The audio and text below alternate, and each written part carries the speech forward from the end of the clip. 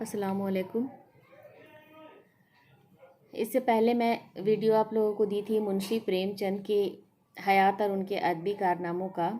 उसका मैं पार्ट 2 बताने जा रही हूँ, जो मैं अधूरा छोड़ दी थी। उसका अगला वीडियो है।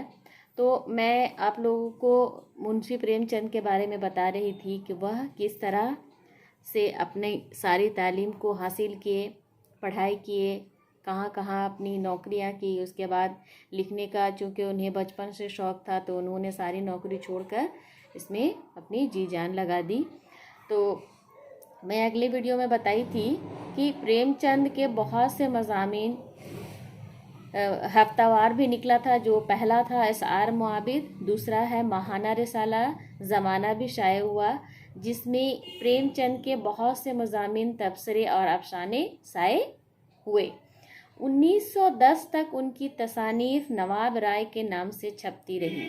यानी कि जब वह शुरुआत किए तो 1910 तक वह अपनी तसानीफ़ को नवाब राय के नाम से छपते रहे। प्रेमचंद की कहानियों का पहला मजमुआ मतलब कई अफसानों का एक मजमुआ, सोज़े वतन भी नवाब राय के नाम से शाये हुआ था। जब हुकूमत को महसूस हुआ कि उनकी कहानियों में वतन से मोहब्बत और आज़ादी हासिल करने की तरगीब पढ़ने वालों में बगावत का जज्बा पैदा कर सकती है, तो मजमुआ ज़ब्त कर लिया गया। यानी कि उसे छीन लिया गया और उसे शाये होने नहीं दिया गया। तो यहाँ पर हुकूमत को लग रहा था कि वो अपनी कहानियों और मज़ामीन के ज़रिए लोगों को भड़का रहे हैं और ये हमारे लिए सही नहीं होगा, इसलिए उनके मज़ामीन, उनके मजमुआ को ज़ब्त कर लिया गया था। मुसन्निफ़ से कहा गया कि वह आइंदा जो कुछ लिखे वह कलेक्टर को दिखाकर और इजाज़त लेकर छपने के लिए भेजे। यानी कि उन्हें ये भी वार्निंग दी गई कि आप जो भी लिखेंगे पहले वो कलेक्टर को दिखा दे, अगर वो इजाज़त देगा तभी वो छपने के लिए भेजे। इस पाबंदी के बाद उन्होंने अपना कलमी नाम प्रेमचंद रख लिया। उसके बाद क्या किया, नवाब राय को हटाकर प्रेमचंद के नाम से वह अपना सारा चीज़ लिखना शुरू किया। रिसाला ज़माना के दिसंबर 1910 ईस्वी के शुमार में उनकी कहानी बड़े घर की बेटी शाये हुई। कब हुई? 1910 में।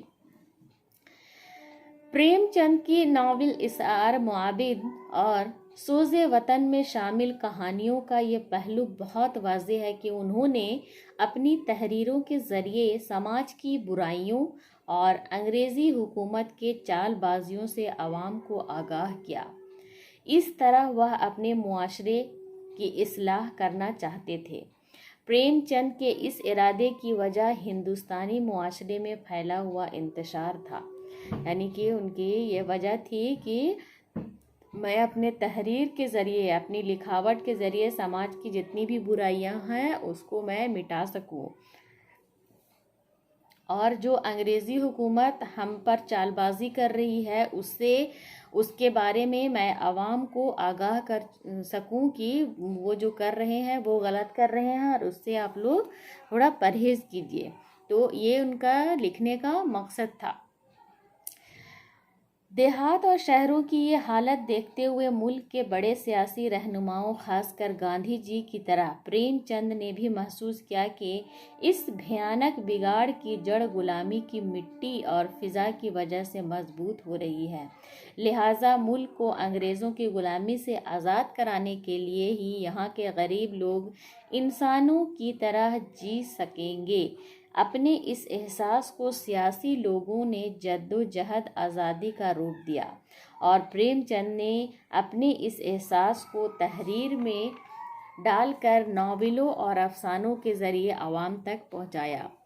तो यहाँ पर ये है कि प्रेमचंद ने भी आज़ादी के लिए हमारा बहुत साथ दिया है। भले वो फेस टू फेस नहीं लड़े, लेकिन वह अपने नावलों और अफसानों के ज़रिए आवाम को आगाह करते रहे और अच्छाई या बुराई में उन्हें फ़र्क समझाते रहे। प्रेमचंद की संवाद बढ़ने से साबित होता है कि उन्होंने जिंदगी के जैसे जैसे दौर देखे, उन्हें किसी ज़हन और हसास शख्स की तरह अपने दिलो दिमाग पर नक्श कर लिया। उस पर गौर करने के बाद ये फैसला किया कि ज़िंदगी की इन सच्चाइयों को ज़्यादा से ज़्यादा लोगों तक पहुंचाने के लिए नावलों, अफसानों और मज़ामीन से बेहतर कोई ज़रिया नहीं है। यानी कि उनका, प्रेमचंद की ये सोच थी कि जितने भी अवाम है उसको सच्चाइयों से आगाह करने के लिए एक मवाद ढूंढा, जिसको बोलेंगे नावल, अफसाने और मज़ामीन। उनका कहना था कि हम नावलों और अफसानों और मज़ामीन के ज़रिए हम आवाम को आगाह करेंगे और उन्हें सच्चाई की परख बताएंगे। अपने तजुर्बों और मुशाहिदों को आवाम तक पहुंचाने के लिए प्रेमचंद ने बहुत सादा, सलीस और पुरअसर ज़बान का इस्तेमाल किया, यानी कि आसान अल्फाज का इस्तेमाल किया, ताकि सभी लोग इसको पढ़ सकें और समझ सकें और हमारी बातों को अच्छे से जान सकें। उनके कलम से निकली हुई बातें पढ़ने वाले के दिलो दिमाग पर गहरा असर डालती है। वह उर्दू के साथ साथ रोज़मर्रा की हिंदी के अल्फाज भी मुनासिब जगहों पर इस्तेमाल, यानी कि आम बोलचाल में, हम लोग आम बोलचाल में हिंदी उर्दू सभी को मिला देते हैं, तो बहुत सारी चीज़ों में उर्दू में हिंदी लफ्ज़ का भी इस्तेमाल किया, जिससे उनको लगा कि ताकि लोग समझ सके। मेरा काम है नावलों, अफसानों के ज़रिए लोगों तक को समझाना। उनके नावलों और अफसानों में मकसद परस्ती और समाज फलाह के साथ साथ दिलचस्प किरदार और मज़ाहिया किरदार भी होते हैं। प्रेमचंद ने उसके ज़रिए ज़िंदगी का खुशगवार पहलू पेश किया और पढ़ने वाले पर वाज़ेह किया कि आदमी सख्त सख्त हालात में भी ज़िंदगी में जी लगाने और दुखों को बर्दाश्त करने की पहलू निकाल ही लेता है।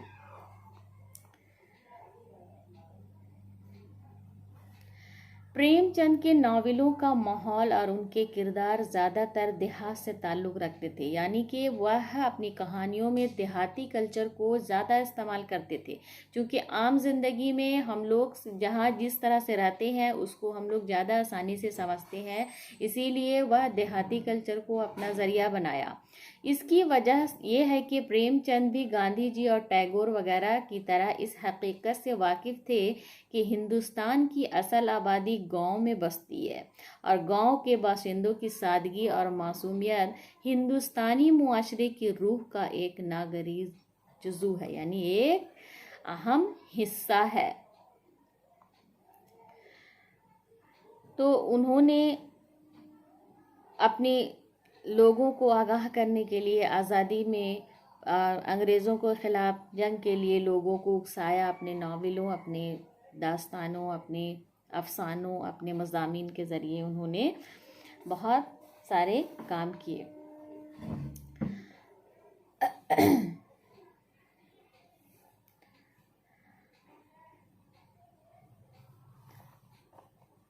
नावल बेवा के आगाज़ पर दान नाथ और अमृत राय की बातों पर अगर हम गौर करें तो अंदाज़ा हो जाएगा कि प्रेमचंद ने 3-4 सफ़ात में ही वह ख्याल अपने पढ़ने वालों पर अच्छी तरह वाज़े कर दिया है जिस पर नावल की तामीर हुई है।